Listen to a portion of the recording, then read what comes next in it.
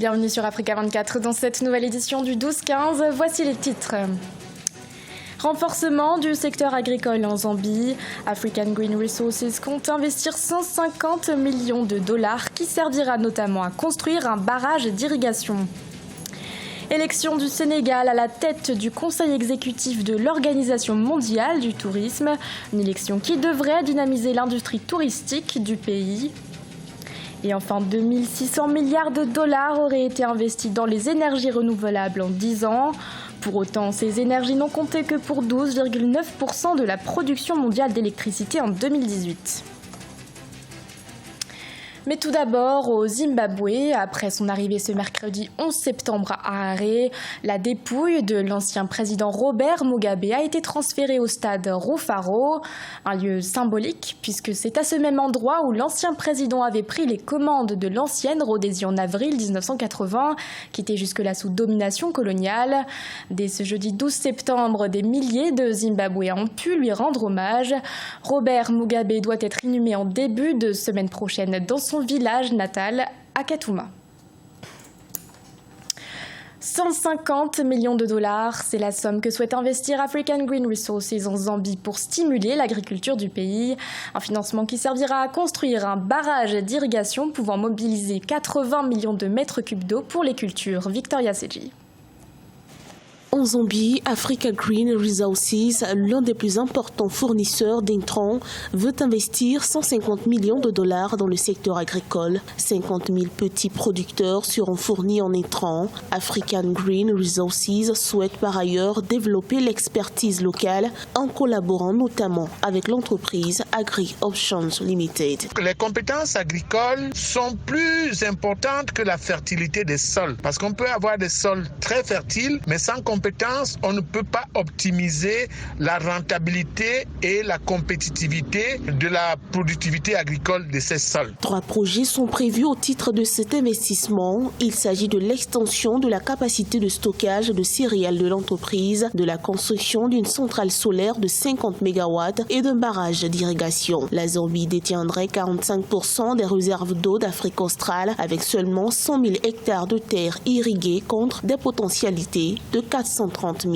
hectares. Pour que l'eau bénéficie de façon optimale à l'agriculture et à la transformation des denrées alimentaires, il faut bien que le pays maîtrise la technologie qui est voisine de celle d'Israël, qui permet d'optimiser de façon rationnelle et de façon diversifiée la quantité d'eau qui est utilisée en agriculture. L'agriculture est le premier grand pourvoyeur d'emplois en Zambie et occupe entre 60 et 85% de la population.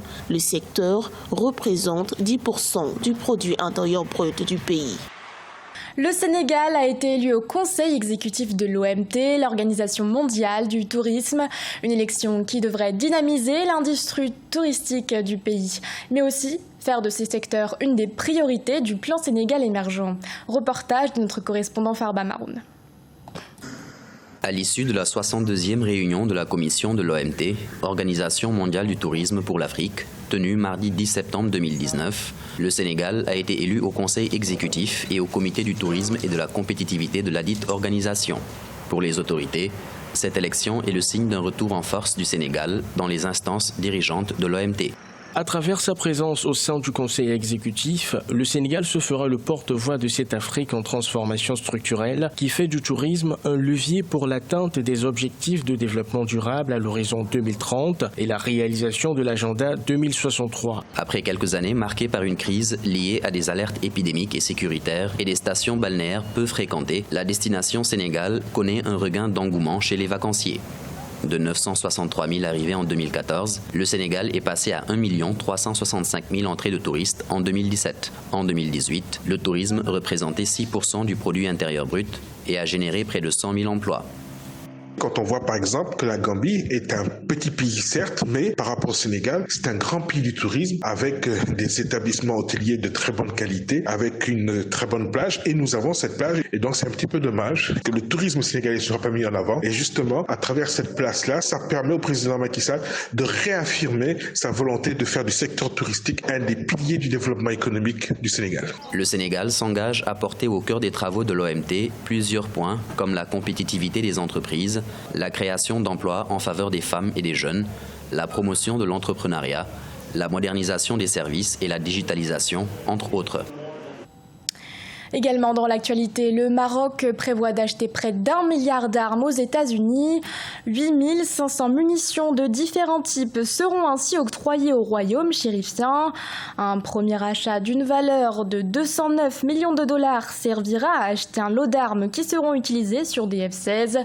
D'une valeur de 776 millions de dollars, le deuxième achat sera dédié à l'achat de missiles anti-chars. En Côte d'Ivoire, les autorités envisagent de sanctionner les infox diffusés sur les réseaux sociaux. Le procureur de la République, Adou Richard Christophe, a annoncé cette décision. Il a également mis en garde les administrateurs des forums présents sur les réseaux sociaux concernés. Reportage de notre correspondant Farba Maroun. Les auteurs d'infox, d'incitation au crime et de contenus inappropriés diffusés sur les réseaux sociaux en Côte d'Ivoire seront bientôt sanctionnés. Selon les autorités, ces personnes sont passibles de poursuites judiciaires. Une décision qui fait suite aux nombreuses rumeurs et contenus diffusés sur les réseaux sociaux après le décès de l'artiste DJ Arafat. Je conseillerais plutôt aux procureurs de faire beaucoup de sensibilisation, beaucoup de pédagogie et surtout d'informer quand même les citoyens. Même si communément on dit que nul n'est censé ignorer la loi, ce que dit le code pénal ivoirien concernant tout ce qui est infox, fausse nouvelle, appel à la désobéissance civile, appel à la xénophobie et tous ces délits-là qui sont punis par le code pénal ivoirien. En plus des auteurs des infractions, les administrateurs des forums présents sur les réseaux sociaux où sont partagés les contenus incriminés ont également été mis en garde et devraient être passibles de poursuites judiciaires. En mars 2019, nous avons tenu une réunion avec les administrateurs. Plusieurs obligations pèsent sur eux. Ils doivent surveiller tout ce qui va être publié. Avec fermeté, nous allons poursuivre tout ce qui laisse des infractions pénales se perpétrer sur leur page, y compris celui qui les reproduit sans en indiquer la source. 37,4% de la population africaine est connectée aux réseaux sociaux qui sont aussi l'outil de communication privilégié des mouvements terroristes. De plus en plus de pays africains prennent des mesures pour limiter la propagation des infox et des contenus inappropriés sur les réseaux sociaux. Le Sénégal, par exemple, souhaite se positionner en tant que leader dans le domaine de la sécurité sur le web. Le pays s'est doté d'une division spéciale en la matière, dépendante de la police judiciaire. Déménagement des États sahélo-sahariens au Tchad, à N'Djamena, décision prise par les différents chefs d'État membres de cette communauté. L'organisation économique avait été contrainte d'arrêter ses activités après la révolution libyenne de 2011. Désormais, elle entend apporter une contribution au programme de développement de l'Union africaine. L'investissement mondial dans les énergies renouvelables réalisé entre 2010 et 2019 devrait atteindre 2600 milliards de dollars. Malgré leur développement très rapide au cours de cette période, les énergies renouvelables n'ont compté que pour 12,9% de la production mondiale d'électricité en 2018. Amanedji. Les tendances mondiales des investissements dans les énergies renouvelables révèlent que la période de 2010 à 2019 a permis un accroissement de la capacité énergétique passant de 414 à 1650 gigawatts. L'on estime que cette tendance pourrait se chiffrer à environ 2600 milliards de dollars, l'énergie solaire représentant la moitié des fonds avec 638 gigawatts, le charbon avec 529 gigawatts, l'énergie éolienne et électrique puis le gaz, respectivement chiffrés à 487 gigawatts et 438 gigawatts. Quelle est la part de nos États en matière de contribution au développement des énergies renouvelables? L'Afrique dispose effectivement des ressources. Il faut toujours investir, c'est le point de départ. Mais pour investir, il faut avoir des moyens pour ce faire. Il faut que nos budgets puissent être conséquents. La plupart des pays africains ont des programmes avec le Fonds monétaire international de la Banque mondiale. Le Fonds monétaire international nous impose des politiques de précarité financière. Certains pays, notamment le Maroc avec 332,1 milliards de dollars investis dans le solaire, le Kenya pour la géothermie, premier producteur en Afrique et 9e au plan mondial, ou l'Éthiopie pour les barrages, ont contribué à l'essor du secteur. Nous n'avons pas beaucoup de regard sur ce que la nature nous a donné pour que nous puissions nous concentrer suffisamment sur la question et inventer nos propres solutions à nous. les États ne sont pas encore en mesure de dégager des ressources budgétaires suffisantes pour investir dans le domaine de l'énergie renouvelable. La Chine était à l'origine de 40% des investissements directs à l'étranger en direction de l'Afrique subsaharienne. Les investissements dans les capacités des énergies renouvelables ont été plus que jamais dispersés dans le monde avec 29 pays contributeurs. En Côte d'Ivoire, les compétitions nationales de Maracana se sont achevées le 7 septembre avec le championnat des jeunes. Le Mbélié Maracana Club de Yamoussoukro est le grand vainqueur de cette compétition. Reportage de notre correspondant Olivier Conan. Fin de compétition nationale de Maracana en Côte d'Ivoire avec la finale du championnat des jeunes. Maracana Club Université Félix Houphouët-Boigny, Mbélié Maracana Club de Yamoussoukro, Maracana Club de Makori et Union des Maracanais de Guiglo se sont affrontés dans un tournoi à 4 sous forme de mini-championnat. Mbélié Maracana Club de Yamoussoukro à maillot vert s'est imposé comme champion de Côte d'Ivoire avec 17 points. Notre équipe, c'est un groupe soudé, discipliné. Bon, tu écoutes les entraîneurs, voilà.